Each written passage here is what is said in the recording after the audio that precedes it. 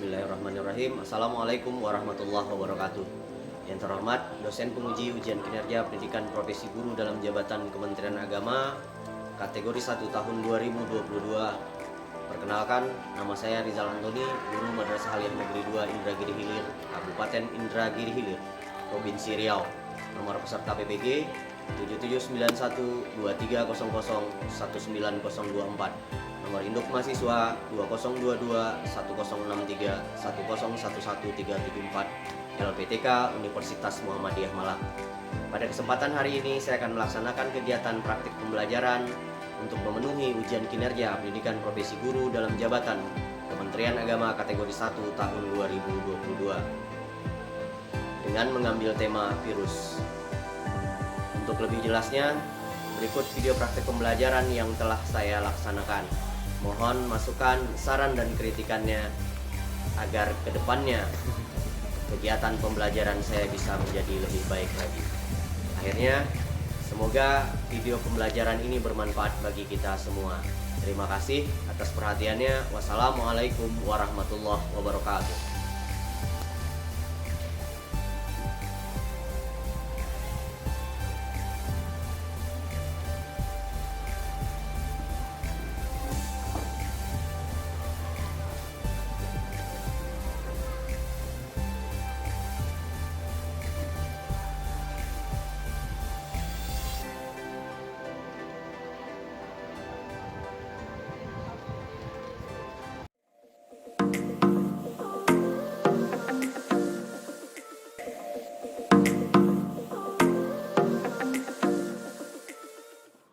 Assalamualaikum warahmatullahi wabarakatuh. Waalaikumsalam warahmatullahi wabarakatuh. Apa kabar semuanya? Alhamdulillah, luar biasa. Allahu Akbar. Yes, yes, yes. Ya. Hari ini kita bertemu lagi pada mata pelajaran biologi. Sebelum kita memulai pelajaran, marilah kita berdoa dipimpin oleh ketua kelas. Doa dimulai. Bismillahirrahmanirrahim. Rabbi zidna ilman nafi'an warzuqna fahman shawaba. Amin. Baik, Bapak akan mengabsen kalian satu persatu.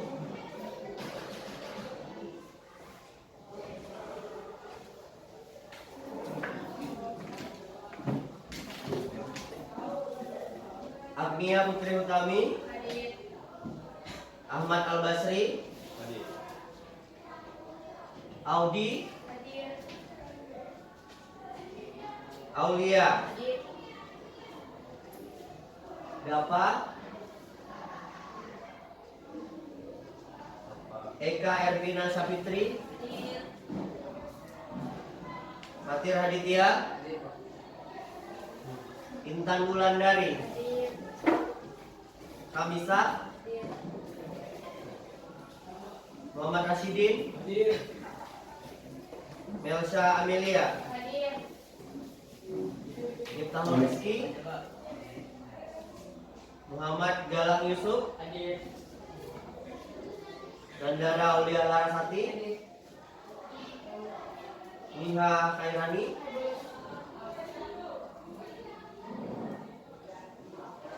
Rada Febria Ramulatani, Sofi Nur Kamila. Alhamdulillah hadir semua ya.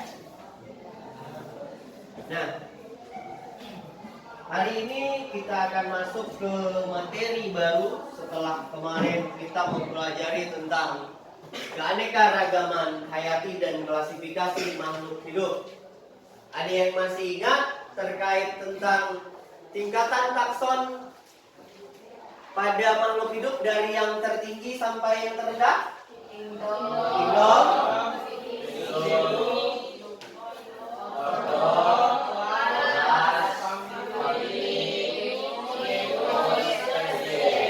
Alhamdulillah kalian masih ingat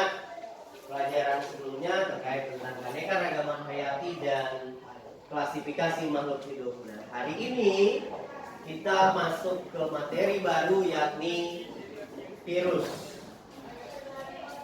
Pernah mengalami influenza?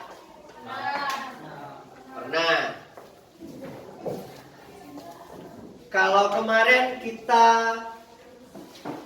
dihebohkan dengan wabah apa? COVID-19, Coronavirus Disease 19. Nah, itu adalah salah satu jenis virus. Influenza adalah penyakit yang disebabkan oleh virus. Nah, pada hari ini kita akan mempelajari tentang virus, di mana setelah mempelajari tentang virus ini, kalian diharapkan mampu mengidentifikasi ciri dan struktur virus. Kemudian mampu menganalisis siklus reproduksi atau perkembangbiakan virus, dan yang berikutnya adalah mampu mengidentifikasi peranan virus yang menguntungkan dan merugikan.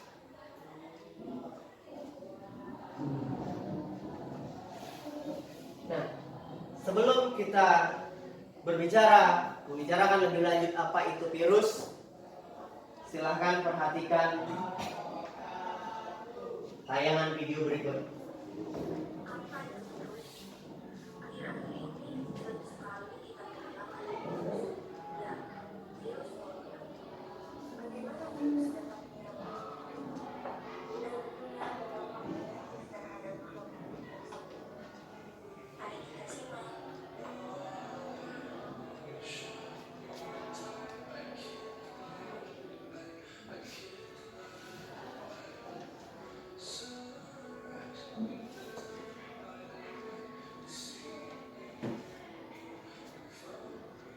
Wardani, Nandara Aulia Larasati, Adit Aditya, Intan Wulandari. Kelompok 3 ada Dawa Hamsi, Nisa Tairani, Azriel Utami dan Miftah Rizki. Dan kelompok 4 ada Vanessa, Aulia, Ahmad Al-Basri, Raja, dan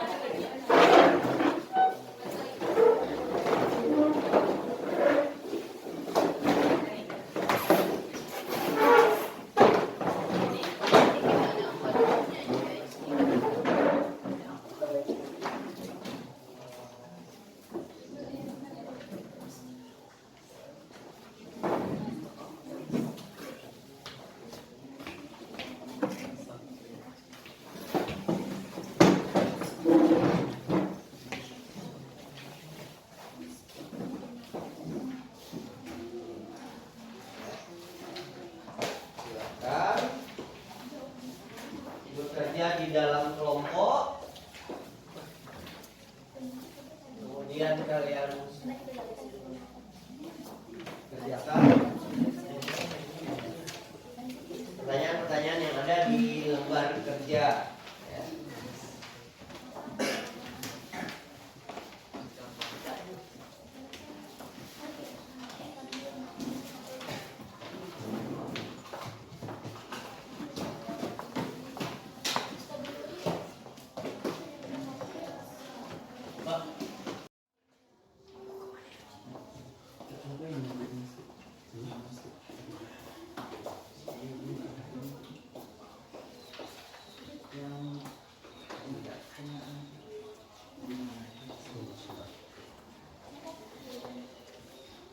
dicatat jawabannya di kertas.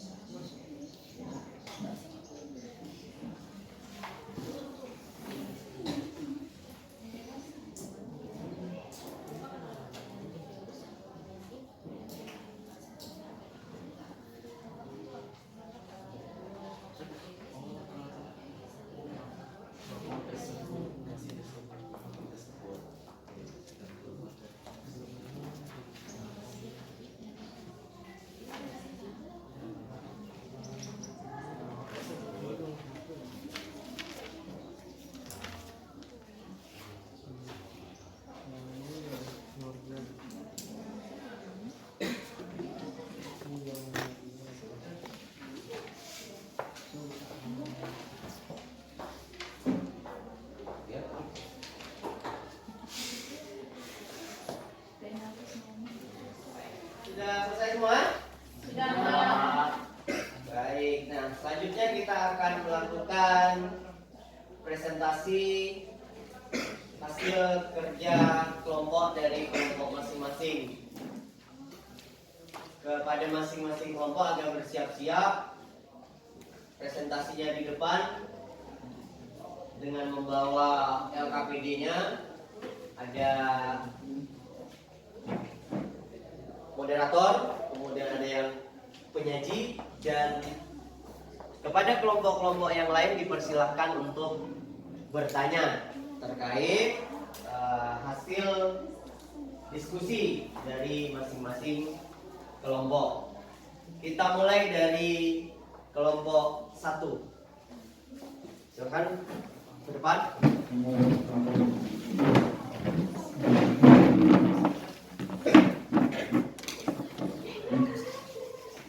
Silakan bawa kursinya ke depan. Kemudian presentasikan hasil diskusi kelompoknya masing-masing.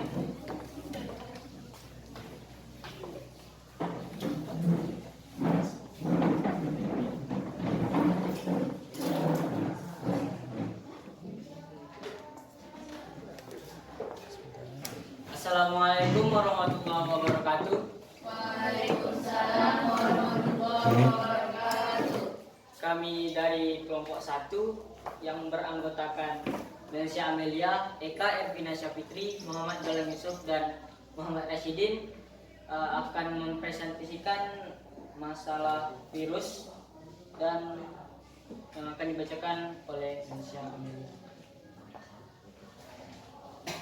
Baik, untuk soal pertama, mengapa virus dapat dikatakan sebagai benda hidup dan benda mati?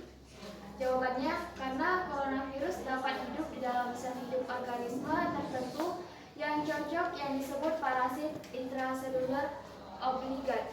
Dan bila sel hidup yang ditumpanginya itu mati, maka virus pun akan mati.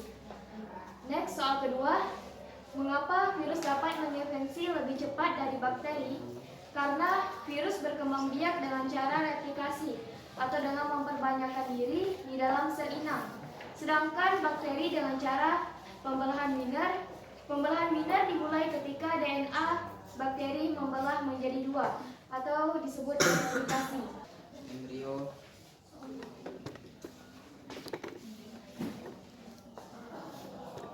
Pertanyaannya? Ayam hidup merupakan media.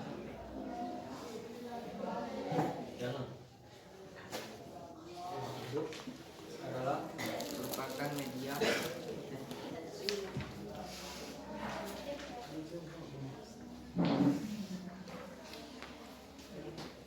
Yang baik untuk Assalamualaikum warahmatullahi wabarakatuh.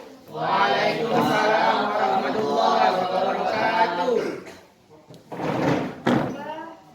Kami dari kelompok 2 ingin mempresentasikan tentang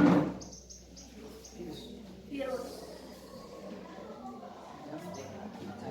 yang akan dijelaskan oleh kelompok saya yang bernama Nandara Oliantasari.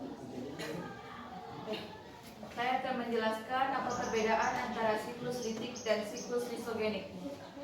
Siklus litik yaitu gen virus yang dengan cepat mengubah sel inang menjadi pabrik untuk replikasi virus. Setelah melepaskan virus-virus baru, sel akan mengalami lisis. Sedangkan pada siklus lisogenik, DNA virus masuk ke dalam sel inang, kemudian terjadi replikasi bersama-sama dengan kromosom inang. Kemudian saya akan menjelaskan apa itu profag. Menurut pengetahuan kami, profag adalah materi genetik virus yang telah menyisip atau menyatu dengan DNA bakteri atau sel inang dan ikut membelah pada fase penggabungan daur lisogenik dan reproduksi virus. Kemudian, kami akan menjelaskan peranan virus yang menguntungkan dan merugikan. Peranan yang menguntungkan yaitu virus berperan dalam pembuatan interferon, profag, vaksin, pelemahan bakteri, dan antitoksin.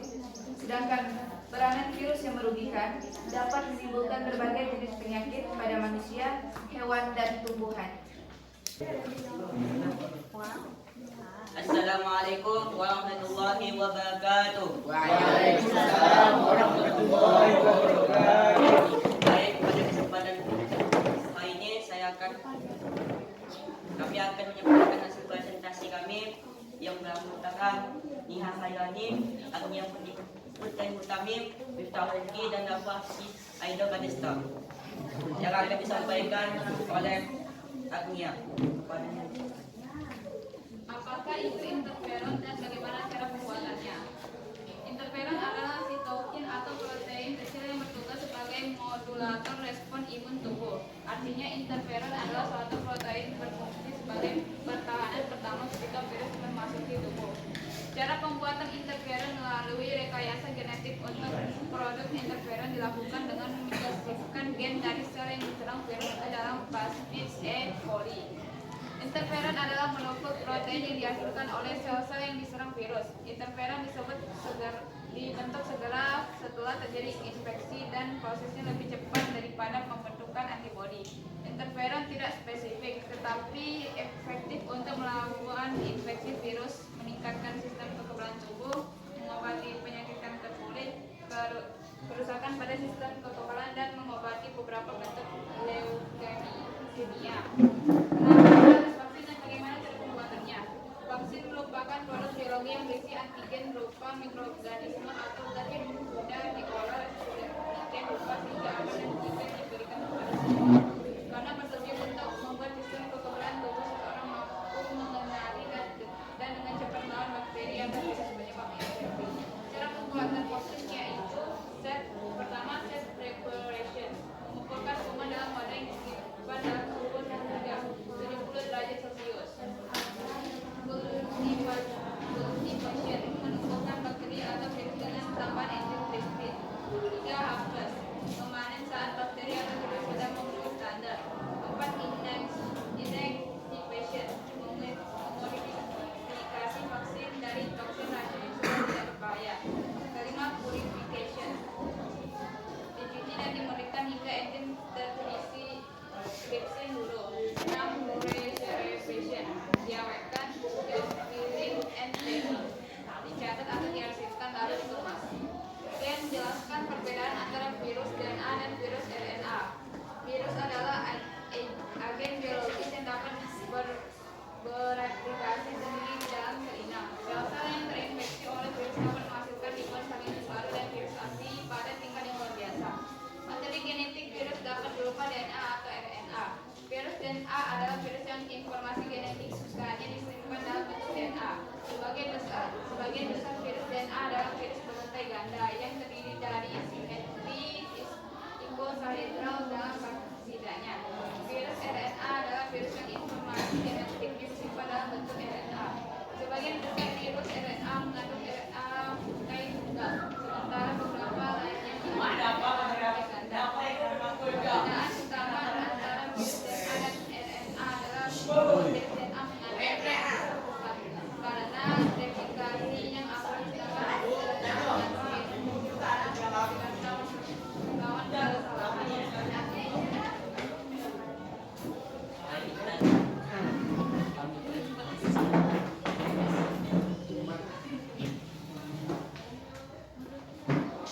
Assalamualaikum warahmatullahi wabarakatuh. Waalaikumsalam warahmatullahi wabarakatuh. Baiklah, di sini kami akan presentasikan dari materi virus. Adapun anggota dan kelompok kami yang ada di sebelah kanan saya, Auleria, sekali lagi bisa Kara dan Sofi Nur Kamila. Dan saya sendiri adalah Ahmad Al-Bashri. Kami akan menjelaskan tentang virus COVID-19 yang akan dibacakan oleh Sofi Nur Kamila. Baiklah, saya adalah perwakilan dari kelompok 4. Saya akan membacakan materi tentang bagaimana gejala orang yang terkena virus COVID-19 dan varian apa saja yang ada sampai sekarang. Orang yang terinfeksi virus corona akan mengalami gejala yang paling umum seperti demam, kelelahan, dan batuk kering. Beberapa juga mengalami gejala lain seperti pilek dan sakit tenggorokan. Lansia atau orang yang berusia lanjut dan mereka yang memiliki penyakit lain seperti jantung dan tekanan darah tinggi berpotensi lebih besar untuk mengalami gejala dan efek samping yang lebih berat ketika terinfeksi virus corona. Gejala berat biasanya ditandai dengan gejala demam tinggi hingga kesulitan bernapas, sehingga tindakan medis yang diberikan harus lebih serius. Namun, beberapa orang lainnya yang terinfeksi kemungkinan tidak merasakan gejala-gejala tersebut, sehingga sulit untuk membedakan antara orang yang sehat dan yang sudah terinfeksi. Varian apa saja yang ada di... Baiklah, masing-masing kelompok sudah mempresentasikan hasil diskusi lembar kerjanya dan masing-masing kelompok juga sudah memberikan pertanyaan. Dan mari kita simpulkan materi pembelajaran kita hari ini terkait tentang virus, di mana yang pertama virus itu adalah makhluk mikroorganisme yang berukuran sangat kecil, di mana ukurannya sangat kecil 20 sampai 300 nanometer. Kemudian virus bisa memperbanyak diri dengan cara apa? Melakukan replikasi dalam 2 siklus. Siklus apa saja? Litik dan lisogenik. Nah, siklus litik itu terjadi apabila virus lebih kuat daripada sel inang. Sedangkan ketika sel inang lebih kuat daripada virus, maka virus akan melakukan siklus lisogenik. Kemudian virus juga bisa merugikan, tetapi bisa juga menguntungkan. Merugikan misalnya menyebabkan penyakit. Apa saja misalnya penyakit yang disebabkan oleh virus? Flu. Kemudian apa lagi? Sesak napas. Kemudian corona, ya. Apa lagi? Diare bukan. Diare itu bakteri, ya. Rabies. Nah, benar, rabies. Ebola. Apalagi AIDS. Itu beberapa peran virus yang merugikan. Kemudian peran virus yang menguntungkan, misalnya untuk pembuatan vaksin. Vaksin itu adalah virus yang dilemahkan, kemudian diinjeksikan atau disuntikan kepada orang yang sehat. Pemberian vaksin ini biasanya dilakukan pada saat terjadi pandemi. Contohnya kita divaksin COVID ketika virus corona merebak kemarin. Sudah berapa kali vaksin? 2. Ya, kalau Bapak sudah 3. Ya, booster 1.